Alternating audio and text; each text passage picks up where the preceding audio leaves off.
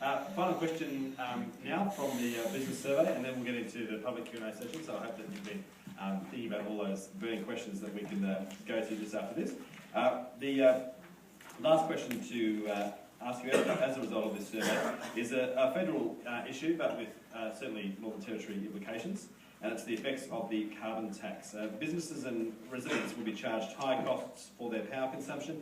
It is noted that Power and Water have already started to levy contestable high user customers to pay for the corporation's inability to meet their agreed renewable energy targets. In these tough economic times, what measures is your party putting into place to assist these businesses to combat these costs? We'll go back this way. So, Rowan, you speaking on this one? Rowan Foley.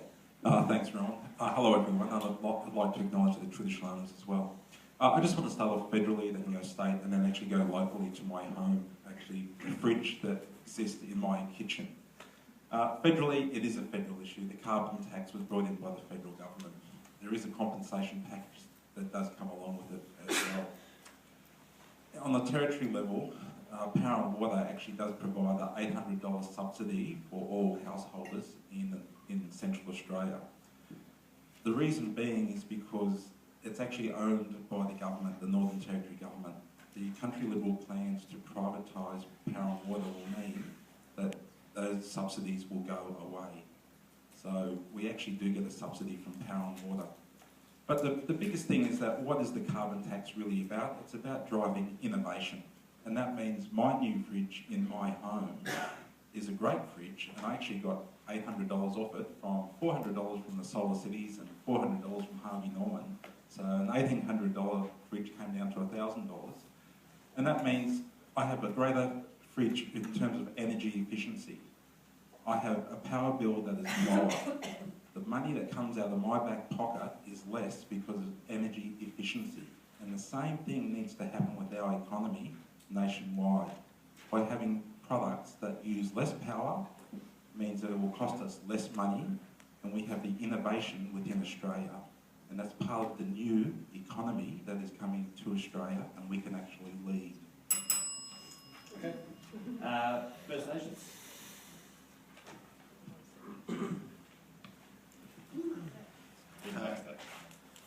On the carbon tax and the idea that there's increasing costs, I'd like to suggest that it is a national issue, and the First Nations Party stands for uniting Territorians and working together to find solutions. If it's part of the federal government's decision to implement a tax, we'd work for the best outcomes for the Territorians to adjust to that implementation, given their special situation.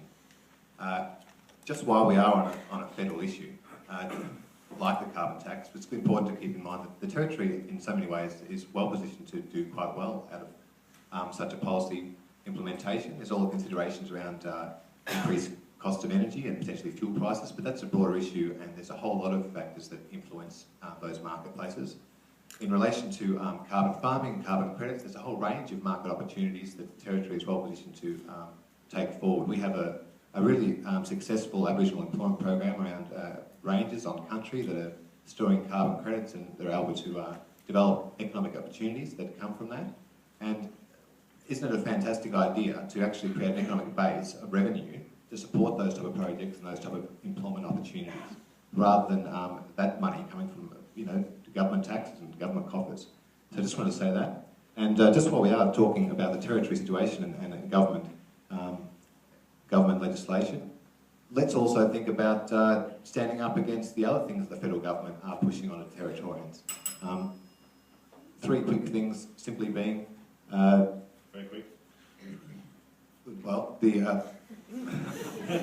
I'll come back to it later. Is that okay, Ron? Yeah. You can work it into responses later if you like. Yeah, we'll move on. All right, Colin, when you're ready. All right. I believe the revenue created from carbon tax should be used to fund local projects that will create employment, encourage education, lower crime, grow local business, and strengthen the local economy. The carbon tax funds could go towards a railway overpass, remote education subsidies, youth crime diversion programs, and more effective and interactive marketing campaigns for the Central Australia tourism industry. I believe if carbon tax will stress local business, the revenue created from this tax should be used to strengthen local business and help increase the financial, social and economic security of Alice Springs and Central Australia while lowering our social, financial and economic vulnerability. If we have to have the carbon tax, would you rather a carbon tax that helps business grow or a carbon tax that helps business suffocate? All right, thank you, Colin. Phil Walker. Thanks, Aaron. Okay, my advice from Parent Water Corporation is that they are in fact meeting their renewable energy target obligations in the most cost-effective way. It's complying with the Charter to provide safe, economic and reliable supply, and in fact it would be a serious breach if it was to do otherwise. It asserts it's doing it at minimum cost. The cost of compliance needs to be met by us all, and that's just how it is, life costs.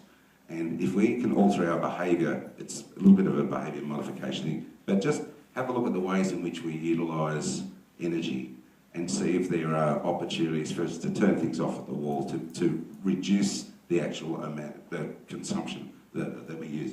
There are several businesses in Alice Springs that are doing that quite well. It's all about education as a way to actually beat the carbon tax. Talk to the airport, talk to Crown Plaza. Crown Plaza last year saved 30% of its costs because of those solar panels on its roof. There's lots of EcoBiz NT, Alice Solar City around the place. But if people go onto those websites, investigate, educate yourselves and your families and your kids about ways to actually reduce your carbon footprint, and the carbon tax will have minimal impact. Thank you, Phil. Adam Giles. Thanks, Ron. The country Liberals will continue to oppose the carbon tax. The carbon tax is a tax on business, it's a tax on individuals. What we will see is the price of all areas of cost of living go up. It is more so a tax on remoteness of Australia, and make no mistake, Central Australia will be the hardest hit by the carbon tax. Concrete prices will go up, steel prices will go up, aluminium prices, refrigeration gases, the gases they use in the cold storage rooms in the local IGA supermarkets, these will all go up. The average cost of building a new house in Sydney or in a large urban centre will go up by at least $6,000. In Central Australia, it's guaranteed to go up by at least $12,000. My colleague Robin Lamb spoke about the issues about housing and homelessness and the need to put land out there to support the stimulation of our local economy. By having this toxic tax, it is going to have a detrimental effect on housing development in Central Australia.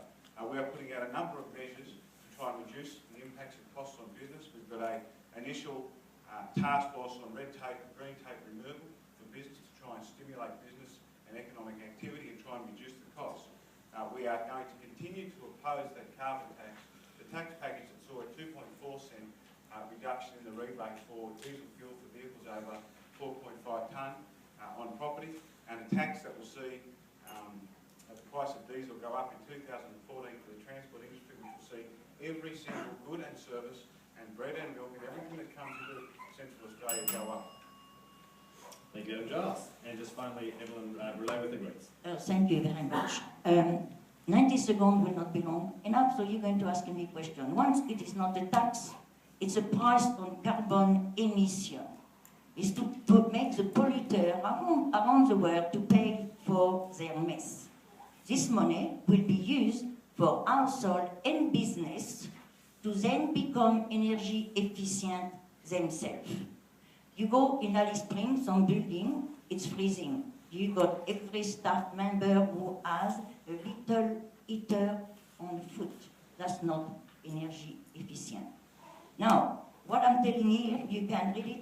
We got all proof. The Shell report, 204, they sell fuel. They warn the world that we have to do something. And their word is the cost of addressing climate change now is far less than the cost of failing to do so. So you can have wiped out this tax, which is not a tax, and never criticize. But I think the liberals are using a tactic of fear.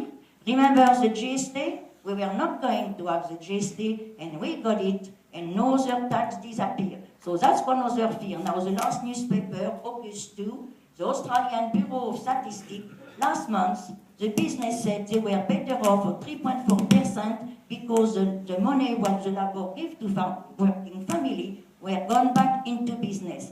So when you elect us, you can ask the question, we will have forum for the business every 3 months where you come and tell us your problem. All right. Thank you, Evelyn. Right.